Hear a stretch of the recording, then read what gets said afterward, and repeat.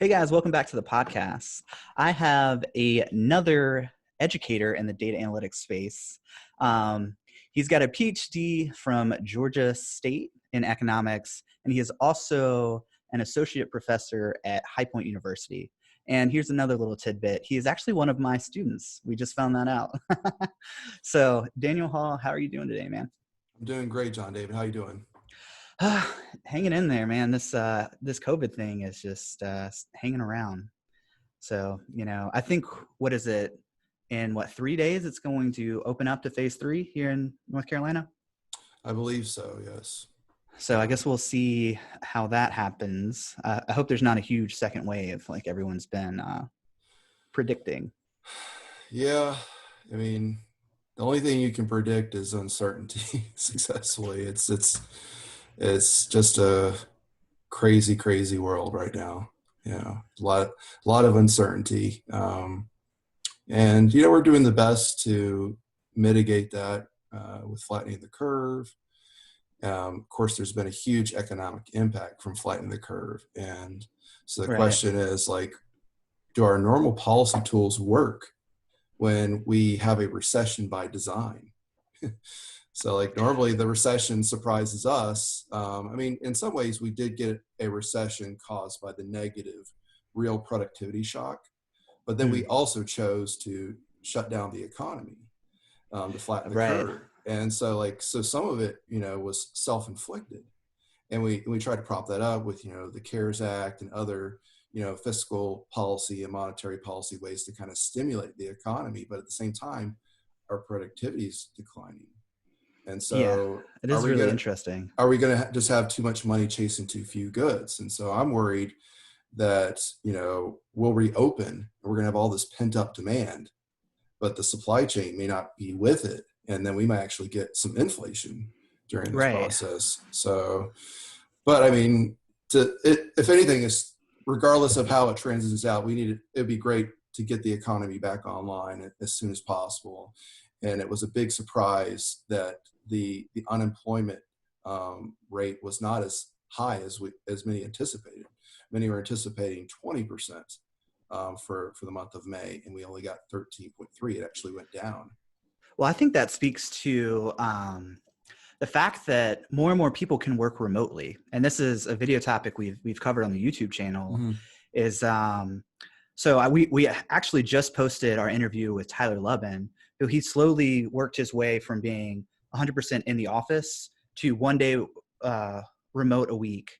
And then he made a strong enough case that, hey, I'm more productive at home. Then it went to 2, then 3, then he was fully remote. This is kind of a cool story. Then he moved to Mexico where his money just got multiplied. So he's making the same salary, but it's going like 2 or 3 times as far. So he went from like a little 3-bedroom in the suburbs of Atlanta to like a villa on the coast in Playa del Carmen. It's like getting paid with more valuable dollars than spending with cheaper dollars. Right. So what you're saying about the inflation thing is that we're going to have the inverse of that, maybe. Yeah. Well, yeah. I mean, a lot of companies may not, be a little sheepish about giving raises, and so if your incomes aren't rising when the price of goods are rising, I mean, just due to supply chain disruptions, the cost of food is going up right now already. So there's going to be an increasing role for analytics and data science. And people are really seeing the power of this. I got to know about what you do from the Super Data Science podcast. And so I'm a regular listener to that. Now I'm a regular listener to your podcast, which I think is a very valuable thing, especially in higher education, for just kind of preparing students for tomorrow's job markets. So I really appreciate your innovative approach and the Super Data Science innovative approach.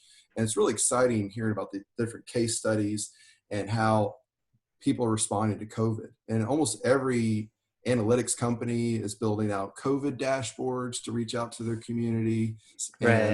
And there's even some data scientists who are helping, with, clinical trials and testing. And so we've never had more technology than today to throw at this problem. And it's really exciting to take on this challenge and hopefully prepare our students for those challenges. And so. Well, that kind of brings us to the first question I had for you. Okay. Is what is the intersection in your eyes as an economist between econ and analytics? Well, John Dave, I'll try to give you a good answer, but I'm still honestly trying to figure that out. So about 2 years ago, my dean reached out to me and said, Daniel, you're chair of the economics department. We've been hearing a lot about this data analytics thing, job demand is increasing. What can we do to get our business students prepared? And so I did some research on it. I started learning about Tableau. I mean, some of my fellow economists that work with R, and they chose to use R for their econometrics as opposed to our proprietary software that most economists use, which is like Stata. And so, we had a reputation of being the quants in the business school in a way. And now data analytics, is finding its way into business school. It's a lot more, and they're the new quants. And so the question is, well, what makes us different? What are our complements? What are our substitutes? And, both economics and data analytics or data science, it's even harder to kind of sort those things out. And I've heard some interesting conversations about the difference between the two. And that was one of the first things I hit a roadblock was I tried to go really big, really quick and like have this big interdisciplinary data science collaboration and realize the needs of this industry is much larger, much more complex, and many different roles there. But going back to original comparison is I would say that economics is a study about how to get the most out of life. That is the definition that my textbook authors, Alex Tabarrok and Tyler Cowan, use for their textbook. And that's just optimization. In data analytics, you're trying to maximize the insight that you get from data in order to make recommendations on decisions. And so the sciences are actually quite similar. The jargon's a little bit different. The approaches are a little bit different, but I think that they're both trying to solve similar optimization problems that can be applied to business, but it also can be applied to other aspects of life, such as volunteerism and, just personal productivity. Right. So I think that's kind of the role of data analytics is we digest business problems down and then look at the data and analyze the data to come to the right decision, which sounds like kind of the same process in economics. Am I right or wrong on that point? Well, yeah, with economics, you have unlimited wants, limited resources to satisfy those wants. So you have to make choices. Those choices involve trade-offs. And so what economists are really good at is helping pin down those trade-offs, finding some lines of causality between those trade-offs, finding just different ways of looking at problems that people wouldn't otherwise see. So economists will often say, and then what? And what happens next? What are the unintended consequences? For the data analytics person, it's like, well, let's drill down on the data. Right. And say, okay, this is what happened. Why did it happen? When is it going to happen again? What can we do about it? So all that drilling down process is similar to the economic way of thinking of like, okay, here's the trade-offs. So if we make this decision, this might happen. And then what might happen? How do the people who are affected respond to these incentives? So I think the underlying thread, like the unifying thread, is just critical thinking. Yes, definitely. I think that, and this is something, I don't know if you know Scott Adams, the guy who wrote Dilbert. Oh, no, but I'm familiar with the cartoon. So he's kind of become a little bit of a provocateur, kind of like he's broken from that and has kind of gotten into like social commentary. And he says that a lot of people who are speaking out politically do not have critical thinking ability. Like they're like a lot of artists are they're very high in openness and they're very good at lateral thinking, but it's not like they're actively trying to solve a problem. I think that's kind of, and that seems like a little bit of a sloppy way of putting that, but I think that's kind of the underlying thread, is that fundamentally what we're doing is we're solving problems. Yeah. Well, I think that, a lot of people are operating and learning about the world in a one-click fashion. You don't often go beyond one click or one level. Because if you start to go 2 clicks, you start to lose people's interest. And so you almost have to kind of stay on that first click to kind of be the loudest and get the biggest attention. But yes, when it comes to action, having to go 2 or 3 clicks down, you start to lose people. And so making the complex simple is super data science likes to say, or finding ways to kind of take this different way of thinking and making it more natural to people, helping people see the trade-offs and getting them in the habit of asking, and then what, and who benefits from this, and how might they respond to this policy? Will it work? Is it efficient? Is it cost effective? Are you going to get a lot of bang for the buck? Those types of ways in which you critique ideas, engage in critical thinking. It's not easy. It requires effort. And right. So it's just a question of, what can we do to make people more comfortable doing that? And how can we help people sell insights that it is uncovered 2 or 3 clicks down? Well, I think what's happening within our society is that we're moving away from that clickbaity. They're realizing that it's like an inch deep and it's just satisfying like the dopamine receptors. But I mean, look at Joe Rogan's podcast. His podcast is sometimes 3 hours long, and people are watching that. And it's the most popular podcast in the world. Mm-hmm. I think people are now starting to, I don't know if it's frustration or they're just realizing that this is hollow. And I think it's a byproduct of social media that we have just optimized. And then we've optimized on clicks, and then you basically build like this echo chamber of everything agrees with you. But that's not really where the strategy or the problem solving comes in. Like, you have to confront difficult problems. And I mean, honestly, I don't know. I enjoy it. Like, I enjoy going out and tackling these problems. I mean, because that's kind of been my experience with analytics.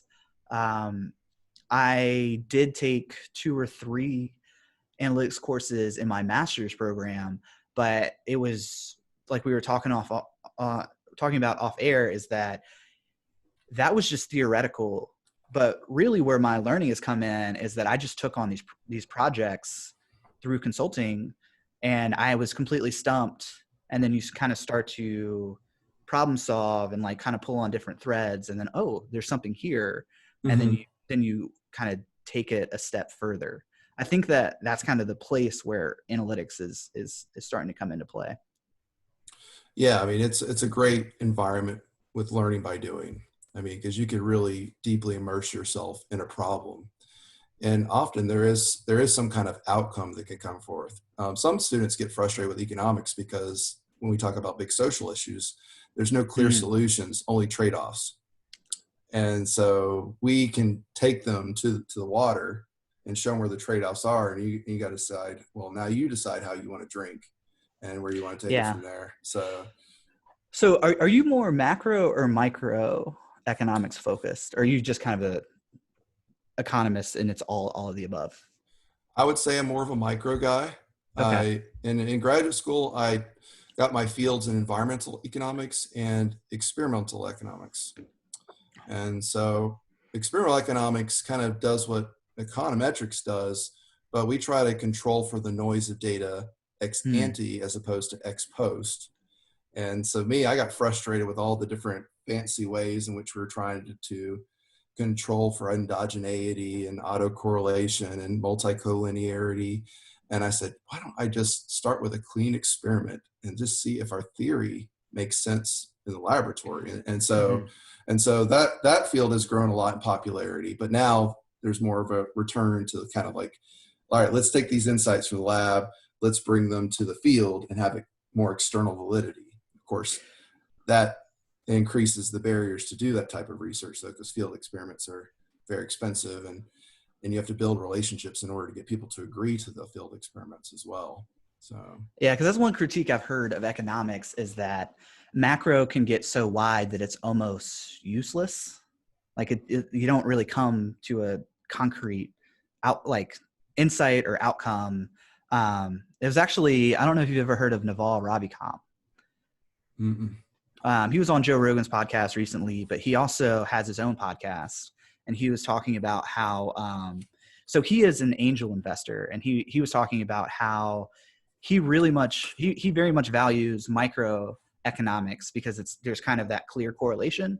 But then he was talking about some of the more modern waves of macroeconomics and how they're so theoretical that they're just like really far removed from anything that's actually going on out in the world.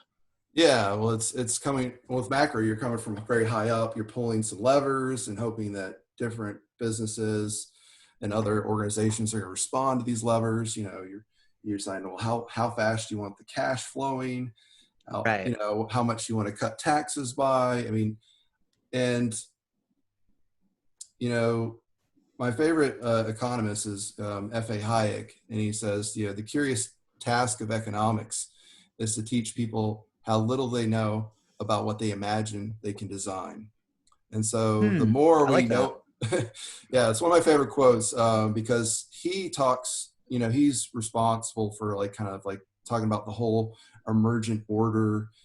He was also famous for kind of talking about how we don't necessarily need perfect information for markets to work. We only need private information and the incentives of profits and losses reflected through prices, which act as traffic signals.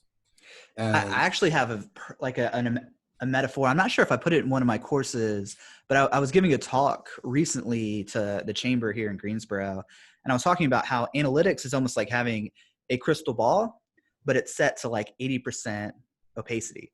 So you can kind of like make out the outlines of the major features that are within that, but you don't get a 20/20 clear vision of what's going on. But it's enough of a roadmap that you can start to like intervene before these like tiny little issues become these major, massive, catastrophic problems. Yeah, so you're able to pick up on signals that markets provide. So like the most easy to digest and clear signal is prices, and prices are a signal wrapped in an incentive. So, you know, if prices are going up, it's screaming, bring resources over here. If prices are going down, it says, take them somewhere else. Why do people have an incentive to listen to these signals? Well, entrepreneurs experience profits when they listen to those signals and losses when they don't. And so from there, business continue to evolve, get more KPIs, more signals, and analytics has tried, like you said, to make things less opaque. But as you do that, as you add more KPIs, it becomes obviously more complex. So there's definitely trade-offs between information and insight. I can bring that theory kind of like to something very, very concrete within my own kind of entrepreneurial journey, is that I started off thinking that, I'm going to make all my money through consulting. And then just offhandedly, I took the new desktop specialist. Well, it's not so new now, but I was probably one of the first few people to take the Tableau certification, and then just offhandedly made a YouTube video reviewing it. And then that got picked up by the algorithm. And then I went into course creation.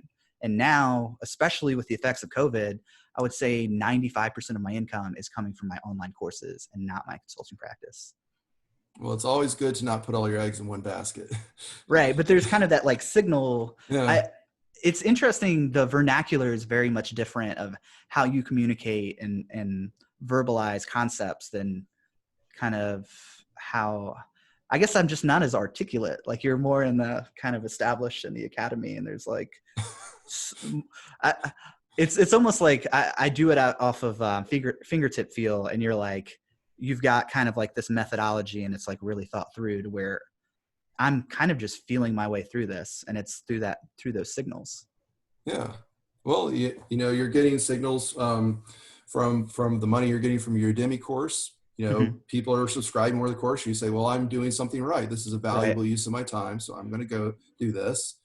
And so maybe when your consulting work is going down because of, people are tightening their budgets through COVID, although one of my friends who's an economics consultant, he says that actually it's counter-cyclical in a way. So I would be surprised if you wouldn't be getting more business because, people are trying to think of ways to cut costs. And so if you could streamline their operations and save them a lot of money during these tough, economic times, then that's money well spent.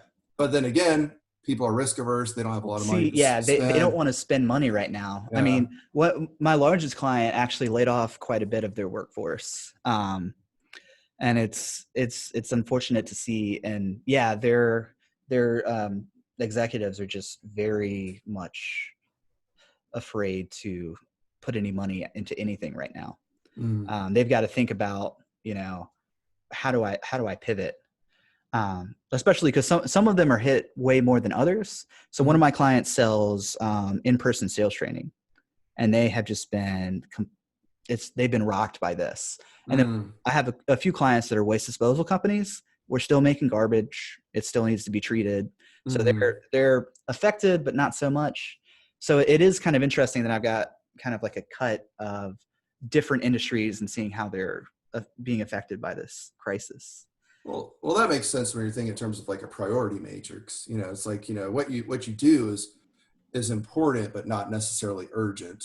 So like if, so if there's a tough, economic times, people are like worried about not having enough cash flow, they're saving every single dollar. So that might be one reason. But if you're like, maybe if it's like a larger company and they got a little bit more flexibility, then they might actually say, well, let's think of some ways we can actually cut some costs during this time. And unfortunately, that usually isn't RIF, but reduction in force. But it's tough times. So you're absolutely right, though. I am studying my students, though, in terms of getting a signal. I've never put it in terms of that. And one thing I've noticed is that I'm getting such a wide swath of different types of professionals, from people who are in marketing, people who are in sales, people who are in HR, people who are in like the oil drilling business. So do you think that analytics is going to become almost kind of like how Excel is to the personal computer, where Excel comes into every personal computer that you get? Do you think that analytics need is going to be almost like, oh yeah, I am Word proficient, or I know PowerPoint? Do you think that there's going to be like this baseline of analytics knowledge that's going to be necessary? Well, one of my adjunct instructors who's teaching business analytics for our MBA program at High Point University right now, she's had over 30 years of experience. And the master's programs in the management information systems programs 30 years ago, what were they teaching? Excel, like how to do the advanced Excel techniques. And so I very much would say that Tableau, Power BI, that's today's differentiator, tomorrow's prerequisites.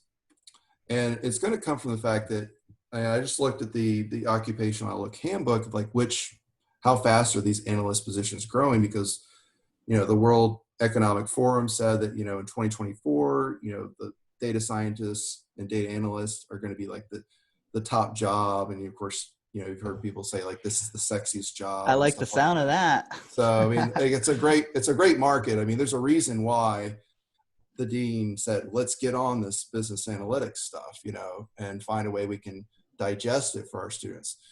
The more and more I got to see from it, like seeing the growth there, it's like there's the jobs are growing so fast and data is growing so fast that there's just not going to be enough specialists around to meet this. And so there's going to be an unmet demand for the students who just kind of shied away from anything quantitative or software oriented. And then you're going to have the hyper specialists like the data scientists, computer scientists. And then they're not going to know how to communicate with the key decision makers.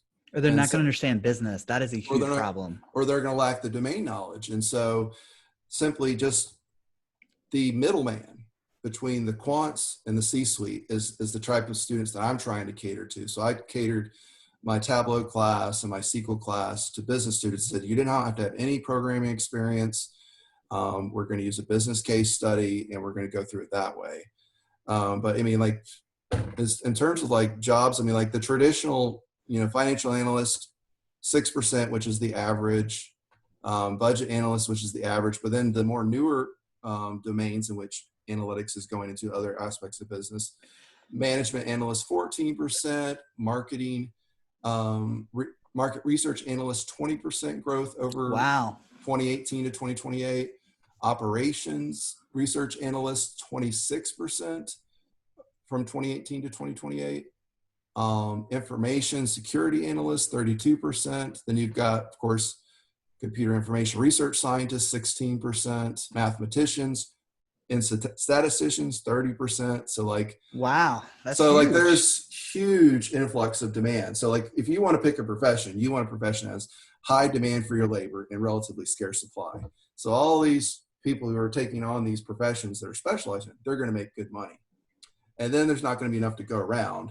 And then they're going to want to hire somebody who can just send a signal saying like, hey, I know enough Tableau to pass the specialist exam, and I can help build some more advanced reports that you can get through your Excel reports there. So what you're saying is that analysts and data scientists are rapidly becoming the belle of the ball. Oh, they already are. But they're not only are they going to be the belle of the ball, they're going to be the handsome prince that everybody wants to marry. Oh, I like that even better. And so what are you going to do when there's the changing of the guard of the current C-suite that was less technically oriented? They retire. Those data scientists, data analysts, they become the C-suite, and they understand how things work. They know how to be data driven. And then you've got the quants who they'll spend money on hiring, but then they've got all these other mid-level tasks to do, all these data translation activities that have to be done along the ways. And so I think that market's very underserved. And so like, it's okay for data analytics to be a job for everyone. And in fact, if you don't try to do some data analytics, you're putting yourself at risk of irrelevance. Yeah, you're going to become a dinosaur. Yeah. Because there's so much data out there. The new skill, like what did you say? How did you frame that? It is the competitive advantage, but will soon become the prerequisite of tomorrow. Yeah. I said today's differentiators, tomorrow's prerequisites. I like that a lot because I think that's spot on in terms of the analytics space. Yeah. So I mean, like, I think in earlier episodes of your podcast, you said it was enough for you to be a Tableau expert. And after a while, people started to kind of also expand. Tableau became a little bit more mainstream. More people were getting the certification. So now you got to say you're an analytics expert, and so you're not putting all your eggs in one basket. You can do different things. You can do SQL. Right. You can do data engineering, data cleaning.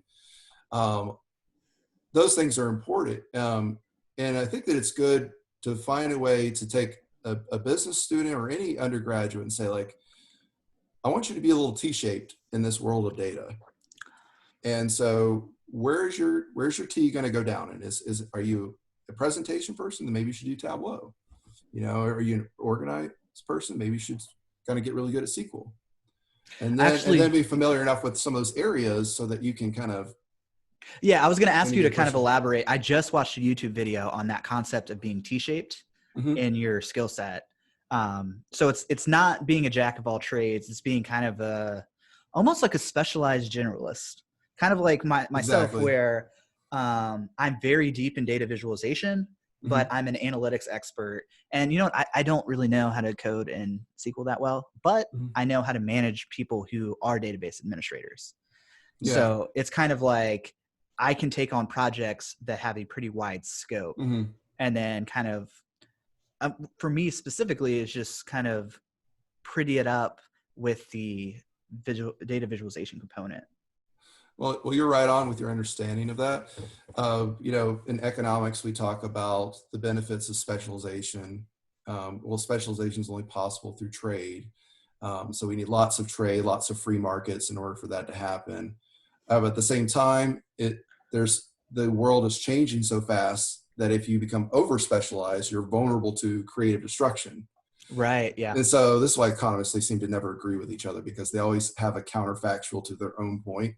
And so we basically got this situation where, like, okay, how generalized do I want to be? Because that allows me to find new opportunities, be flexible, be able to communicate with people in different departments, not be siloed off, not be in my ivory tower, stuff like that, versus the need to be specialized, be an expert. And in economics, there's no solutions, only trade-offs. So the T-shaped business professional, the T-shaped data analyst, the T-shaped data scientist, whatever you want to call it, is balancing that trade-off between generalization and specialization. Yeah. And the T to me stands for translation. Like, you've gone deep enough into something, you have respect for how much work goes into something like that. And then you know enough about the tangential fields or the related fields that you can communicate and engage in some type of teamwork, So I think it's very important to think about what your T-shape is. Yeah, to get a little bit more, like, I guess, put it into tactical terms, Scott Adams, that I mentioned earlier, he calls it a skill stack. So you want to stack your understanding of the business with your Tableau, with your database skills, to then, you don't have to be the top 1%. You're not the Michael Jordan of data visualization, but you're within the top 20% of 3 separate things. So then all of a sudden you've created this new category where you very well may be world-class. It's kind of weird to think, and it almost sounds like grandiose, but I mean, in terms of like teaching analytics online, there are very few people who have as many students as I do. And I've only been doing this I've been consulting for 3 years. I've been studying for 5 years. So it's not, I've kind of hacked that like success trajectory, because I've learned, number one, I learned how to visualize data. I've had enough consulting practices and I've advised enough C-suite executives that I'm kind of understanding how they're thinking. I almost feel guilty because it's like I'm crowdsourcing my course content, because it's like not coming from me. It's like the CMO approached this problem this way, and then I recreate a similar data set and then teach that concept in my course. But yeah, it's interesting seeing kind of how you can combine these. And then the video editing is the last piece, is that I know how to film myself, I know how to speak, and then I know how to like write the course content out. Yeah, and most people don't have enough knowledge of that many skills to kind of get something like an online course off the ground. I mean, I'm dabbling with it just a little bit myself, just to kind of see what that world is like. And the first course I'm going to build, if I get around to building it. I've got a lot of other stuff going on, right? But it would be a Tableau prep builder course, because there's only a few out there. And the ones that I did find on Udemy was like $95 for a 1-hour course.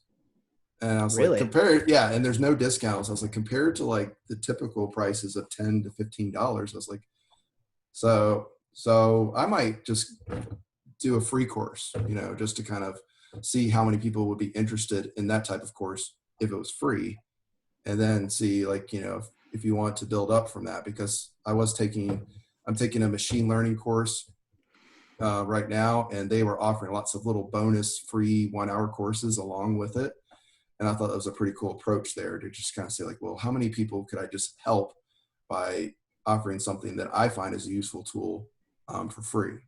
I think that's the right approach. I mean, I'm not a huge fan of Gary Vee, but his concept of like jab, jab, hook or whatever. So you give away a lot of free content, and then this piece right here is what you have to pay for. And you've built up enough goodwill. I mean, that's kind of getting a little bit off on a tangent, because I think our audience wants to hear about kind of analytics and how they can grow. So have you taught online yet? I have, thanks to COVID-19. Right. So I think this would be a really interesting topic to kind of crack open. From my perspective, maybe let me set the tone here.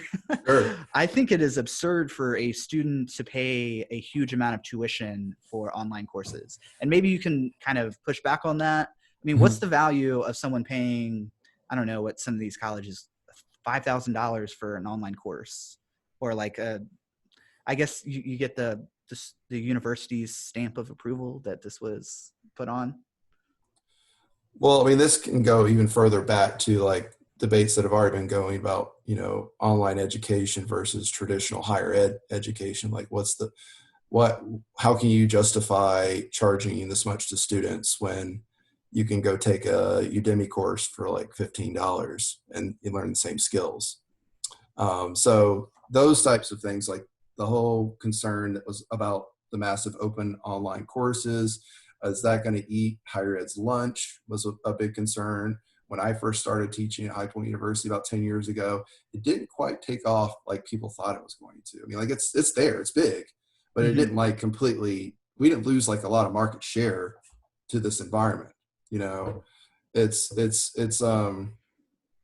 when it comes to the fact that they're both online, you do lose something, when you go from face to face to online.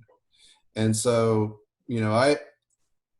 I haven't taught a true online course because it was online by surprise, in a way, right. In a sense that like around spring break, it was clear that we were going to have to finish out the semester online due to, safety regulations. And so I had to kind of redesign the course. Now, what was lucky for me with the Tableau course is it was a 2 credit hour class that only met for the first half of the semester. So I actually had a natural experiment where I taught Tableau face-to-face before spring break and Tableau online after spring break. And I didn't have a lot of time. Fascinating. I didn't have a lot of time to change the format. And so, so I looked at my course evaluations. I talked with the partner that we built the case study around, Seed Software. And, when I designed that course, I first wanted to make sure that whatever I offered was something beyond what they could get if they were to take, an online course, So I wanted them to get really deep into a real case study, to see analytics in practice, to get in the sausage factory, to see how the data is put together, see how a reverse engineer an actual dashboard created for a client as opposed to one that's used to just kind of teach you a certain skill there.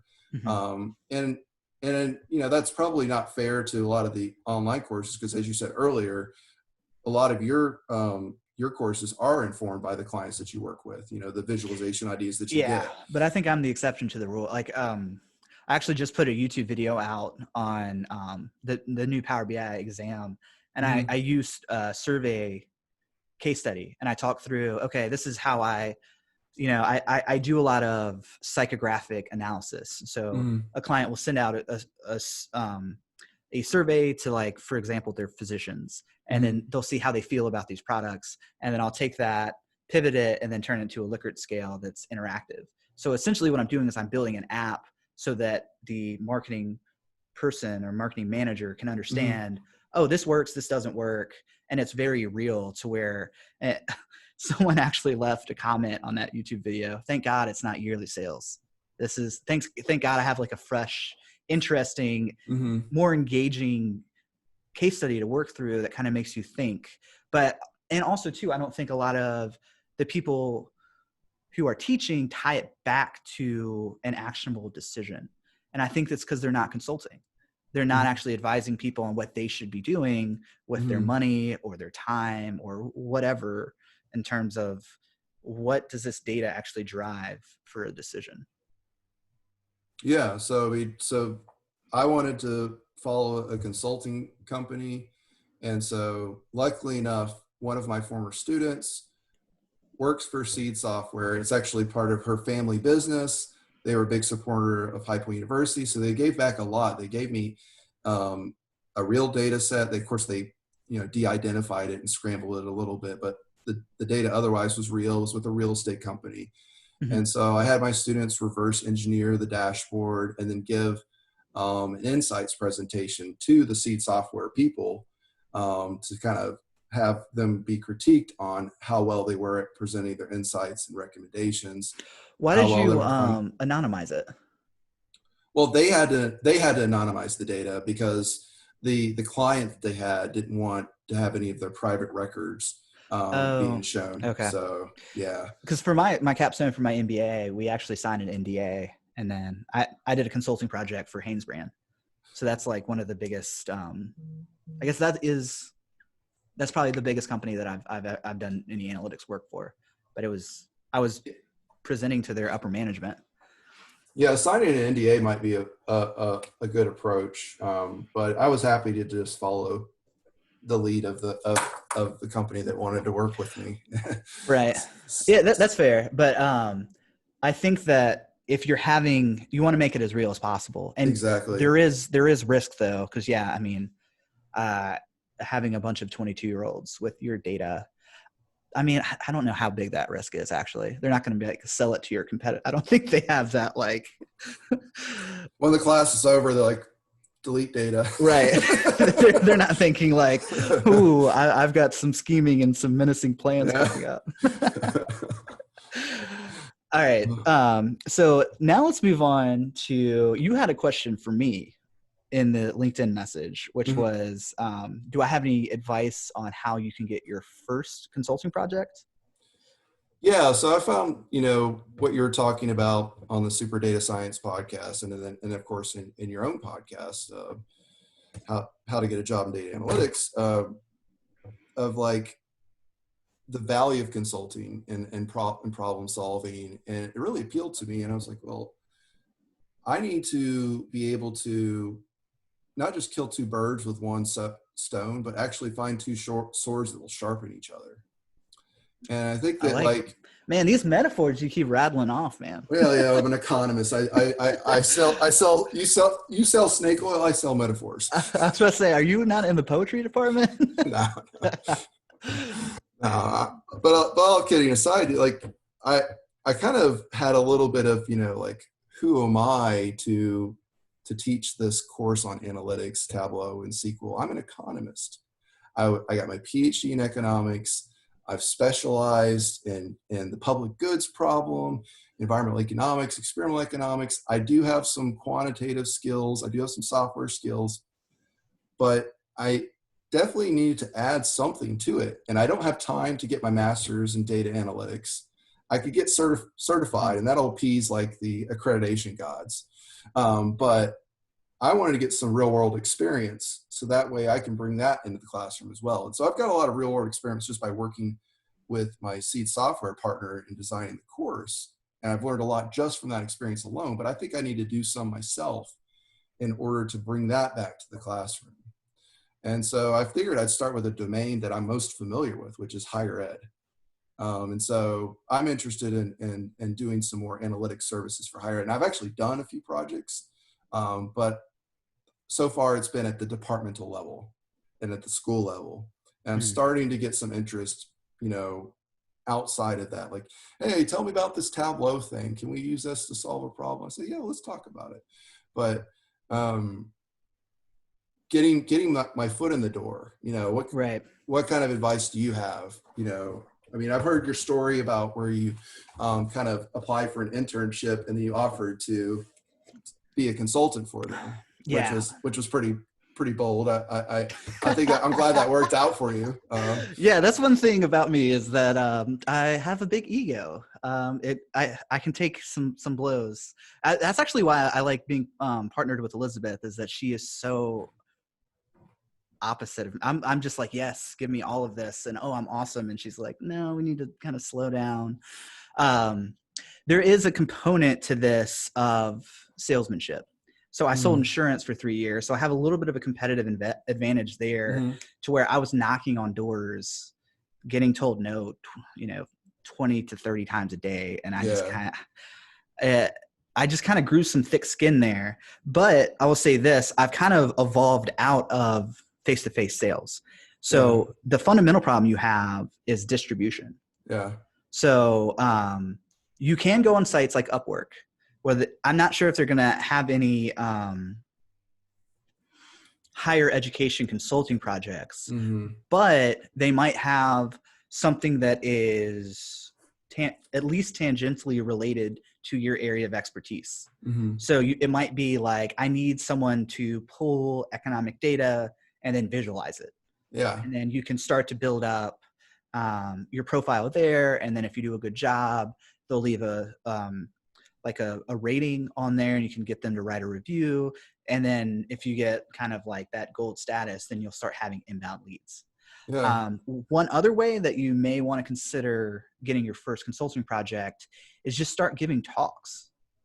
So in Winston-Salem, there is this nonprofit called Venture Cafe, and they meet every Thursday, and you can sign up and give a talk. It's kind of like a community/learning environment. And I'm pretty sure that there are nonprofits and events like this all across the country. So I actually went a step further and just made my own event, to where I partnered with my co-working space HQ, and we did like a Tableau series. Turns out that the CFO of one of the local waste disposal companies, like one of the, I guess it's probably the biggest waste disposal company in Greensboro, not that there's a ton of them, he showed up to my lecture to learn about Tableau, realized that he didn't want to learn Tableau, and just hired me. So that's been, I think I've been consulting with them for about a year now. So there's some kind of crafty ways of getting that first project, but it's all about distribution. So you need to be shaking hands, talking to people, and maybe the course is a good way of you getting those contacts. Because if someone takes the course and you may even want to niche down. So what you could do is say, I want to make a Tableau for economics course. Then you've got your target demographic defined. Yeah, definitely. So then it's like, oh, if I'm the CMO of this company and I want to study economics data, you could walk through how to pull that and then how to visualize it. And then they'll get busy, running their marketing department and be like, I don't have time for this. Just, I'll pay you money. Yeah. I mean, I definitely have been able to get some work, just through nonprofit volunteerism. So I guess, I don't know if my move wasn't as bold as yours, but like I've been the faculty advisor of a service club since I started High Point University about nine years ago. I got involved with it, and since my research interests were in voluntary provision of public goods, I got very interested in the service club model and what worked for it.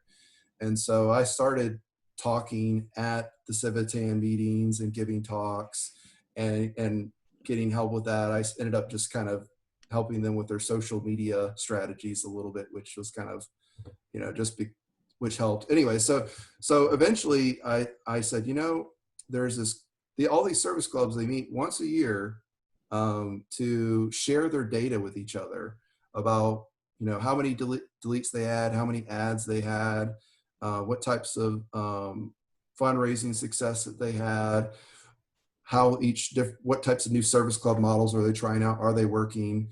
And so I said, let me come there and talk about the economics of service clubs. And then maybe, just from my background knowledge enough, you might be interested in letting me have control of your data. And by controlling your data, I will provide the service of administering the survey to you guys and presenting some insights. And the first time I actually went there for my pitch, I found out about Tableau. I didn't know about Tableau. And I said, this is really cool. And I said, this is something that can help the data jump off the page and get people to actually change. Like a lot of the problems with service clubs is they're almost too rooted in tradition, which makes them vulnerable to change and resistant to the change that they need to make in response to that change. And so, so I came back the next year and I gave a Tableau workshop, and I showed them how to make some basic visualizations with a Tableau workshop, and then came back the next year and presented my data. So that's kind of giving me some credibility in that space. My strategy right now is to post on LinkedIn a little bit more. I noticed that you had 1,500 followers. Well, that's just me pushing students to get on LinkedIn. So I saw the value of LinkedIn very early on, and I basically offered extra credit for my students to get. They need to be on there. Yeah. But getting back to your point about, so you already have this kind of captive audience. What you're missing is an ask. Yeah. The one thing that I've noticed about consulting and working with clients is that they don't value free things. So did they pay you for that workshop, or did you do it for free? Oh, I'm doing all that volunteer stuff for free. Yeah. So they tried to pay me once for one job where I was trying to kind of use elasticity to kind of justify a dues increase. But I said, I really don't want to steer too far off of my day job, so don't pay me. I will just do it for free. So, yeah. I mean, a lot of people get really kind of, I don't know if squeamish is the right word, but they don't like to talk about money. It's like, I don't know, it kind of makes you feel weird. But so I do have a client that's in the nonprofit space. And what I did for them was I built them an impact analysis dashboard. And they paid me, I'd say, quite a bit of money for that. And what's cool about that is that they can take it to their convention and then pitch it, and then they can refer back to me, and I can kind of have a productized service offering. Yeah. So it sounds like you understand the data and the need. So just distill it down into a specific platform where they can swap in their data and then get the results out. Yeah. And sell them access, almost like a licensing deal. Because I've actually got a client that's in Texas that does oil refinery, and they like do something about drilling. I'm not quite sure how that works, but I've been his consultant to help him build out that dashboard. And then he just adds another licensing, like they can log in and see that. And I think they just pay a monthly subscription. So it sounds like you don't have the productized service offering, because it's much easier for them to kind of consume that which is already built versus, hey, pay me to come potentially find some, like, solve the problem and then sell them that solution. Yeah. You kind of have to basically give them the product before the ask, in a way, to kind of get your foot in the door. But I mean, one thing that is interesting is in higher ed, there's a lot of concern about discount rates, where they kind of cut off the top of the undiscounted tuition. And like higher ed is really concerned about, are we discounting our tuition too much? Is that going to affect our ability to cover our costs? And so I said, well, let's just look at the data. And so I went to the College Affordability and Transparency Center that the government has set up. And they actually provide data on the tuition and then the net price after discounts. And after you control for the net price after discounts for inflation, from like 2010 to 2016, the net price was flat. So what's going on here? Well, you have on one side of the market, the sellers saying the price is being discounted too much. And then you have on one other side, the buyers of the market saying tuition's going up too much. Well, really what's going on is price discrimination. And what's happening is that colleges and universities, they're operating more like businesses, and they're getting savvy in terms of like how they find their market segments and what types of prices might be charged for different types of aspects of the college experience. And so it was just interesting. So that was one of the posts that I put out, just to kind of say like, okay, let's think about this. You have buyers saying prices are too high, sellers saying prices are too low. Sounds like a dynamic market to me. So let's just find ways to improve upon that. Let's have some other conversations now. So yeah, posting those kind of insights. How much traction did you get on that post? I have to look it up. Not a ton, because I mean, this is one of my first. I've been building my Tableau public profile a little bit just for my students, and just recently, I've been thinking a little bit more about my online presence since we've been pushed to go online with online education. And I'm trying to think of like ways in which I can engage with my students more even after the class ends. And so, and like a public way that people can see. Yeah. That's really smart. It's kind of like that Gary V, give free content away and like engage. Yeah, I think LinkedIn is a fantastic way for students to get exposure and also learn too.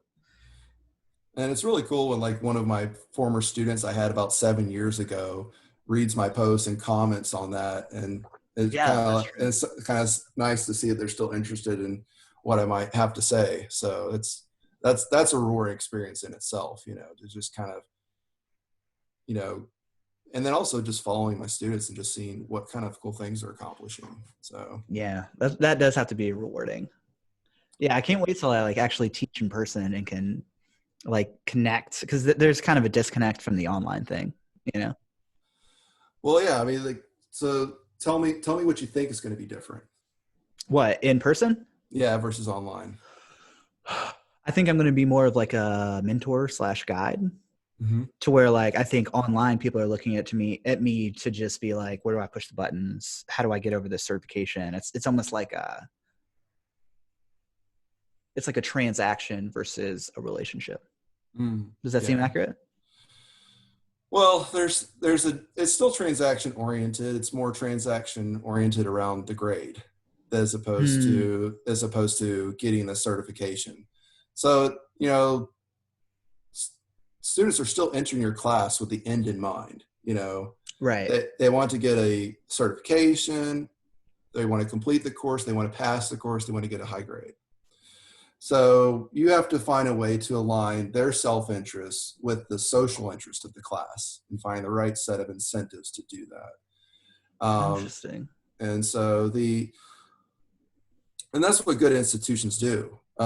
And so good institutions align the self-interest with social interest. So how are you going to create the right incentives for your class, the right information? How are you going to allow them to complete their assignments with clarity?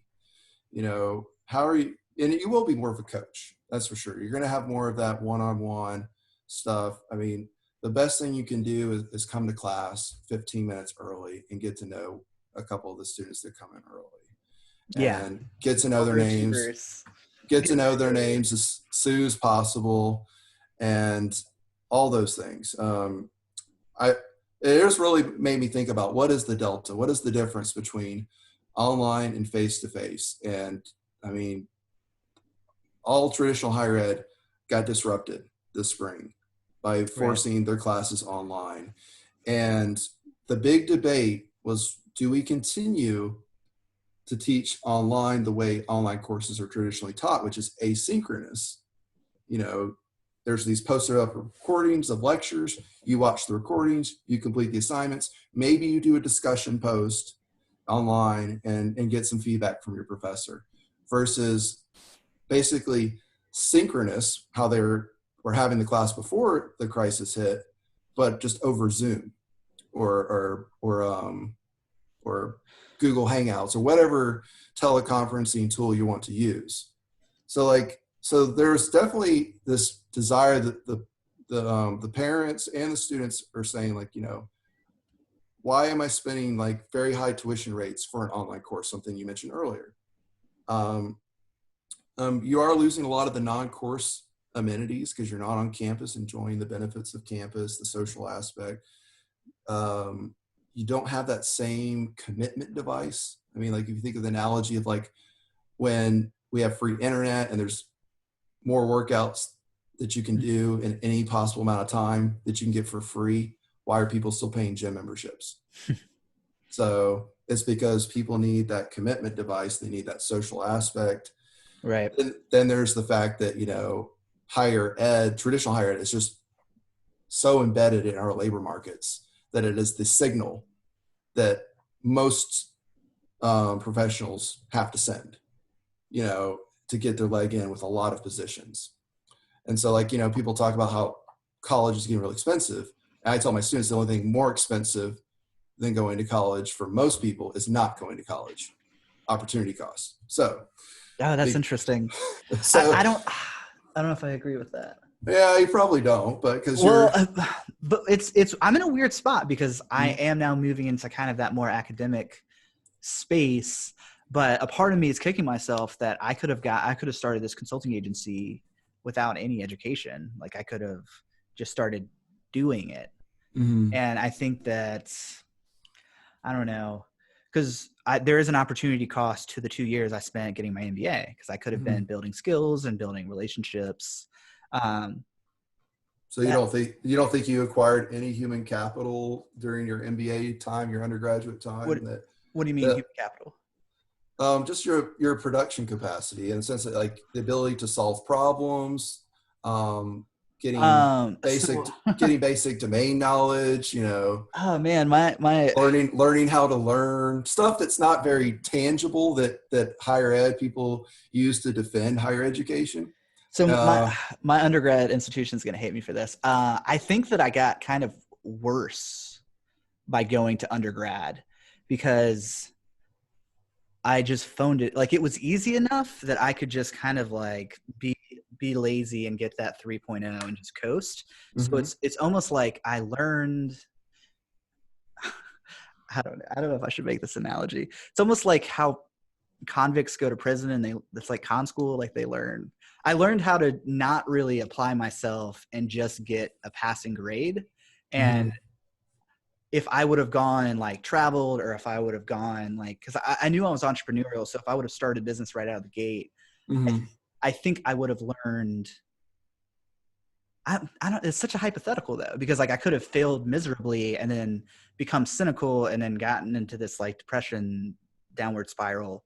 But because one thing that I have been kind of working through mentally is that when I went through my master's program and then immediately started my consulting agency, I kept hearing over and over again that like, you need to stop doing this and go work for 5 to 10 years.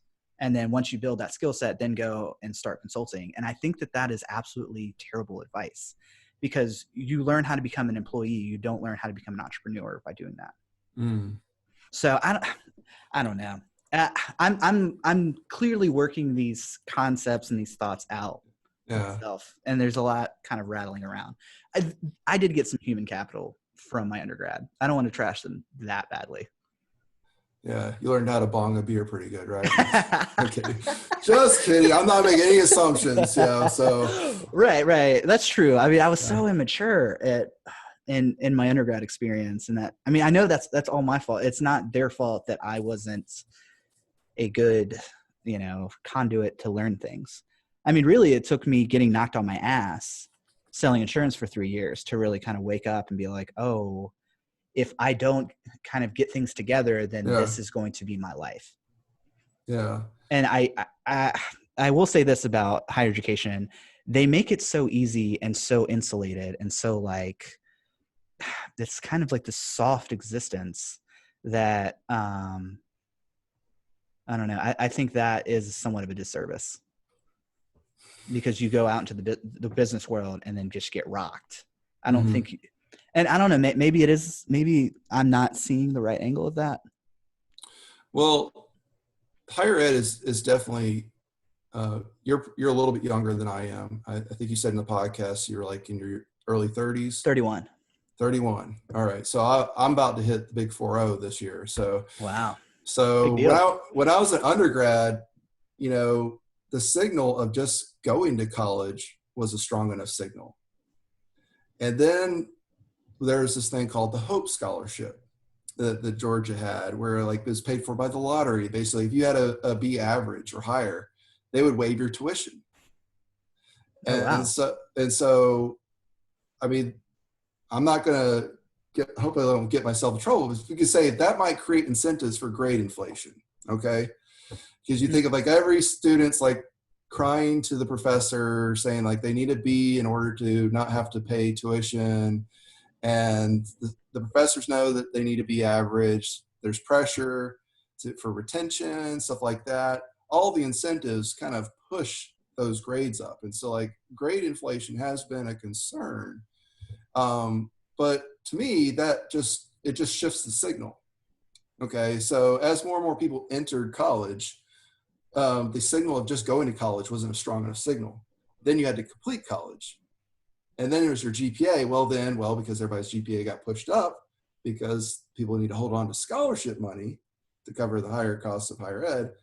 Then you've got a situation where like, okay, what other signals can you send? Internships. Not just one internship, 2 internships. Not just one internship, 2 internships and study abroad experience. Oh no, wait, that's not enough. You got to get your graduate degree now. So like it's like a signaling arms race. that is kind of coming forth from this. So I kind of lost my train of thought because I was trying to get back to what you were saying earlier. But like, so okay. I've got a new question for you, and this is a question I'm actively trying to work through myself. Yeah. Is I'm now running like any type of purchasing decision I make now through this window of, is this consumerism or is this an investment? And I'm kind of teetering back and forth in terms of, is an undergraduate degree consumerism or is it an investment? Because it doesn't seem like a clear-cut issue for me. It almost seems like early adult daycare is what it seems like to me sometimes. Well, it's a bundle is what you're purchasing. Okay. So it is a capital good, an investment good that makes you more productive. You're investing your human capital. You're spending that money, that time to signal to employers that you can see something to its completion. That is a very solid point. I think that does, even though I kind of phoned in my undergrad, I got everything done. Yeah. And it wasn't I wouldn't say it was a small amount of work. It relatively, I like the amount of work that I do now, it seems like nothing, but I don't know. I think my ambition is so high now that I think it's negatively affecting like my overall quality of life because I'm working 7 days a week. I need to I don't know, chill out a little bit. Yeah, it's hard to find a balance, and that's what I teach in economics, and I still struggle with that myself. It's biting off more than you can chew. Yeah, you trying to go into consulting and teaching and being a chair. Yeah, this I would not like. This would be kind of like a low level consulting. I don't want my dean to hear this and say, "Oh, you need to prioritize."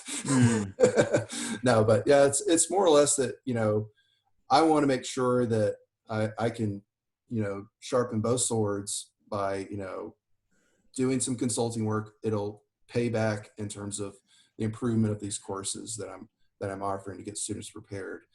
Because I want them to send stronger signals. And so the Tableau certification that came forward with that class, that's a signal. I'm working towards setting up a Certiport testing center to allow students to get certified with their Excel associate, things along those lines. So kind of like combine signals. And so, students are just going to have to send more signals. That's the reality of it. What I'm going to do everything I can to help them send those signals. And what I like about your podcast is that not only is it teaching them like how to operate as a data analytics professional, it's also teaching them about how to get the job and how to signal your value, how to learn about yourself, signal strengths, and just actually hearing some of my colleagues talk about this, that's like you don't even need to be interested in data analytics to benefit from some of those episodes. I wish I had that kind of training when I was an undergrad, because they were complacent on the signal that was being sent when it wasn't a strong signal. And really, when I had a good GPA, I had like a 3.6. I was an economics major, but I didn't know how to network for myself. I didn't know how to apply for a job. I didn't get a lot of help with that because they didn't think it was as necessary, that they underinvested in career and professional development at that time. This is back 2000, 2003. Okay, so this is a while back. But only jobs I could get was like a training program for Waffle House, and then selling insurance for union employees. And I said, and it was all commission based. And I said, that sounds awful. I'm going to go to grad school. So right. Maybe that's why I'm a little bit jaded. Cause I took that 100% commission job and it knocked the crap out of me. I think it put kind of almost like the fear of God in me of like, if you by yourself, there are now stakes. But getting back to your point, I think that this podcast is kind of teaching gateway personal power. It's like a gateway to learning personal power. And I think that like the signals you're sending, it is signaling theory of I'm going to do a good job. And a lot of that is not what you say. Me telling you that oh yeah, I'm going to work really hard for you is not as compelling as here's what I did in my past jobs. And here's what I did quantified in dollars. Yeah, definitely. Cool. Well, I think we've like rattled on for like an hour and a half now. So I think we need to wrap it up, but this has been a fantastic episode. Yeah. I think we like, man, this just wound all around. Yeah, you probably have to stitch all this together in different pieces. And all right. Well, I'll see you later. Thanks for coming on. Thanks, John, dude.